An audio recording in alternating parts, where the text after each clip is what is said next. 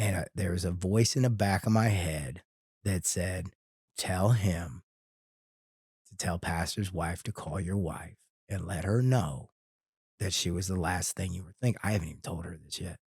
God, sorry, babe, that you had to hear it here. What was one thing when it happened? What was one thing you were feeling that nobody else could see? I thought I was having a heart attack. Yeah. The men in my family who have a similar heart condition that I have, I thought I was having a heart attack. And there was a moment on the ride to the hospital. Because once pastor said, hey, I'm going to pass you. I need you to go in and take a shower. We're going to take you to the hospital. Yeah. You passed. He said, no, we know you're not going to quit. So go ahead and get in the shower. You're going to go. Came back out. Team prayed over me. I still couldn't breathe. Couldn't breathe.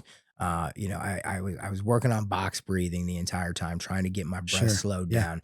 And I could get it to a point where it was kind of slowed down, but I was standing still in the shower, so like my heartbeat and my blood pressure was automatically going down because I'm sitting in there in a cool shower. So everything's calming down. I go to get dressed. And as I take the 10 steps out, of course, then your breathing increases. Right. And so my heart is banging harder against a lung that's not fully laying expanding, on top of your heart. Laying on top of it. So I got this lung that's squeezing my heart.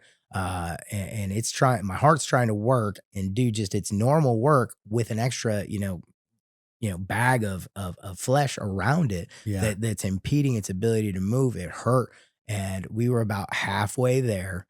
And I'm sitting there with the lead pastor's son-in-law, and there was a voice in the back of my head that said, tell him to tell pastor's wife to call your wife and let her know that she was the last thing you were thinking. I haven't even told her this yet. God, sorry, babe, that you had to hear it here. There was a voice in the back of my head saying, you need to have them call her and let her know that you were the last thing, that she was the last thing that you were thinking about. Wow. Just in case you don't make it. And I turned and I looked at him, and then this other voice would just whisper, don't speak it into existence. Because like I said, the men in my life, they typically had their first heart attack sometime around 43, 44 years old. Oh, wow. Most of them made it to 63. But most of them weren't in the physical condition that I'm in. Either they're smokers and, high fat content eaters and stuff like that. But there's a voice in the back of my head saying that. Scientist.